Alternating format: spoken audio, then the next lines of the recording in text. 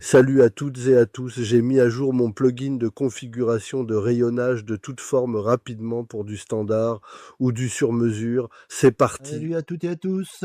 Aujourd'hui, je vous montre l'évolution de mon plugin Smart Shelving qui va servir qui est un vrai configurateur de rayonnage assez complet pour aller de la conception jusqu'à la nomenclature, voire au devis final pour sortir enfin tout un descriptif. Donc, je vous montre tout ça. Alors, j'ai réalisé une barre d'outils complète. Donc on va déjà démarrer par le premier icône qui est vraiment le configurateur. Alors on a un nom de rayonnage et le numéro du bloc de rayonnage qu'on va créer. Donc on va l'appeler 1. On a possibilité d'enregistrer des configs pour éviter de tout refaire. Là on peut rentrer la hauteur, on va mettre 1,80 m, 1800. Profondeur 300 par face. La longueur des tablettes 800. Décalage, alors ça, c'est si on veut le positionner par rapport au montant et faire des décalages selon si on a des montants où la tablette est accolée ou si c'est une crémaillère où la tablette est axée dans le montant. Donc selon, hein. Voilà, donc différents. Alors là, on a une tablette d'épaisseur 85 parce que en fait, voilà, là j'ai défini un profil de tablette et en fait, il prend en compte toute la hauteur. Donc là, au niveau des tablettes, j'ai plusieurs possibilités. Alors, ce que j'appelle profil standard, c'est vraiment un rectangle. Et un autre profil de tablette. Une tablette qui a un profil un peu aile d'avion. Voilà. On peut la choisir. Voilà. On peut y mettre la matière, etc., etc. On peut choisir une tablette de couverture. Là, on va rester sur standard. Voilà. Des exemples. Pareil pour les profils. On peut être sur des profils standards panneaux rectangulaires ou des profils d'autres formes. Donc on peut prendre ça et puis on peut prendre la même chose ici. Voilà. Alors si on fait appliquer, alors on va mettre tout ça en place. Là on va le mettre simple face, c'est-à-dire sur une seule face. Avec ou sans panneau de fond, on va mettre un panneau de fond. Donc je refais appliquer, voilà. Et à partir de là, soit on peut faire générer une, une section de rayonnage pour voir comment ça se passe. Alors là, on voit qu'on aurait pu réduire un petit peu la tablette pour qu'elle vienne pas dans l'arrondi. Donc, ce que je peux faire, c'est, donc dans ma définition, pour la tablette, faire un retrait, je sais pas, de 30, voire 40 mm. Voilà. Donc, si je fais appliquer, et si je fais générer une travée, voilà. On voit que la tablette, donc, a été réduite. Faut que je fasse la même chose pour la plainte. Donc, je reviens ici.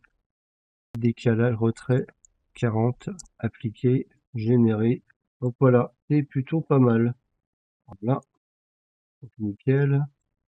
On peut aussi ne pas mettre de fond, hein. Vu que j'ai une petite butée à l'arrière des tablettes. Donc appliquer et générer. Donc voilà, nickel. Alors sur 1,80 m, là j'avais mis deux tablettes intermédiaires, on peut en mettre 4, hein. Donc appliquer toujours et générer. Voilà.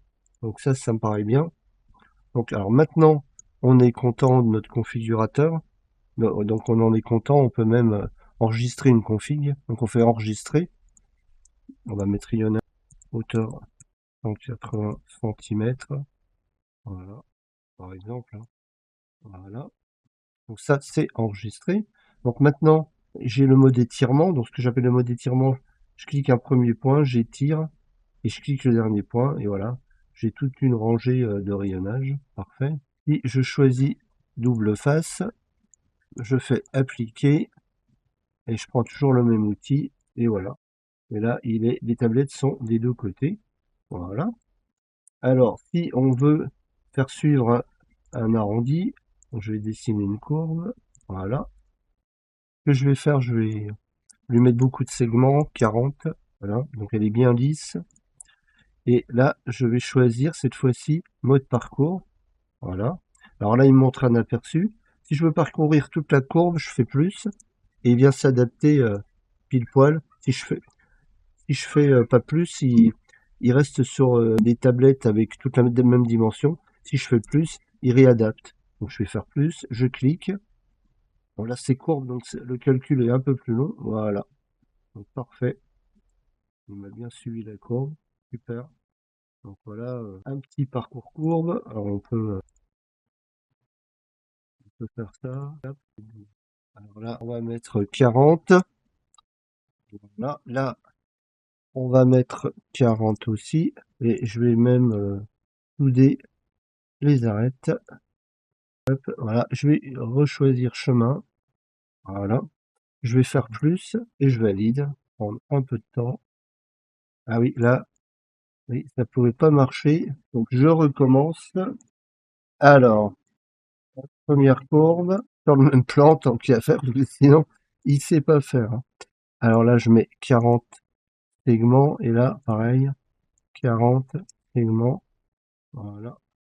Je recommence, je soude. Là, ça a l'air mieux. Alors je fais plus pour couvrir toute la courbe. Et voilà, nickel, vraiment top. Voilà, et puis je peux prendre un cercle complet pour... Voilà. Là, il a laissé un petit espace. Donc là, on fait, hop, on supprime, on a le passage. Donc voilà. Alors maintenant, ce qui est intéressant, c'est qu'on peut définir des profils. Alors par exemple, on va faire un rectangle de 30 centimètres par 4 centimètres. Voilà. Un carré. Et puis là, par exemple, hop, je vais faire un panneau. Je vais virer ça. Voilà. On va venir mettre une matière. Voilà. Et par exemple, ça pour le panneau. Voilà. Je sélectionne. Et puis là, je vais venir capturer le montant d'extrémité. Voilà. Donc, le montant d'extrémité, on va l'appeler bois. Juste comme ça pour voir. Voilà. Donc là, il me demande le premier point, le deuxième point. Et voilà. Donc maintenant, si je retourne ici, je vais venir chercher un montant d'extrémité qui s'appelle bois et qui est ici. Voilà. Donc je sélectionne et on va voir ce que ça donne.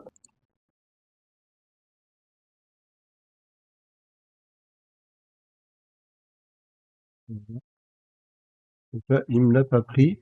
Il me l'a pas pris pour la bonne et simple raison que je n'ai pas fait appliquer. Voilà. Et je vais repartir sur simple face. Et je vais bien refaire appliquer. Et là maintenant, voilà. Et voilà. Donc j'ai mon montant, mon rayonnage avec mon montant en extrémité et le panneau qu'on avait choisi en intermédiaire. Alors si je prends bois aussi, hop, et je fais appliquer, voilà. Il est maintenant aussi en intermédiaire. Donc c'est plutôt cool. Donc voilà, voilà un petit peu le principe de tout ça. Je peux faire la même chose pour les tablettes. Donc c'est plutôt cool. Alors maintenant ce que je vais faire, c'est donc celui-ci, il s'appelle 1 rayonnage. Ok, celui-ci, on va l'appeler 2. Ok, celui-ci, on va l'appeler 3. Celui-ci, 4, 5, 6. Et celui-ci, on va l'appeler 7. Voilà, ok. Alors, ce que je peux faire aussi, c'est recharger, par exemple, un rayonnage avec des crémaillères. On va faire charger, on va faire appliquer et on va, voilà. Donc là, on voit que il y a des crémaillères qui sont dans l'axe. Et puis, on veut mettre un panneau en extrémité. Donc, on a construire un panneau. Donc, je vais venir cliquer un point ici, un point ici. Je vais donner l'épaisseur 30. Je valide. Et, hop, et selon le sens, avec tabulation, je passe d'un côté à l'autre. Donc, c'est là que je veux mon panneau. Je valide. Voilà. Donc là, il me ferme bien avec un panneau. D'ailleurs, je vais faire la même chose de ce côté.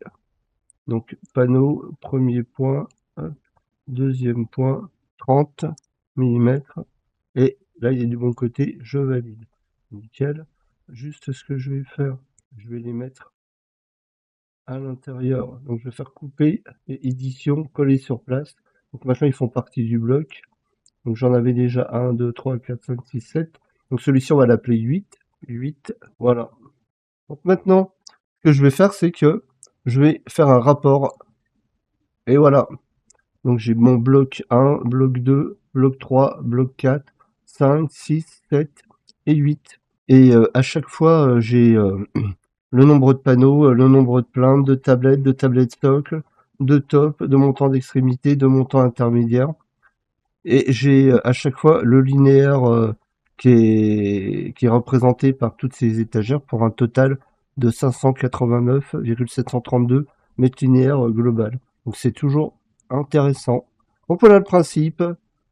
Alors bonne journée et ciao ciao.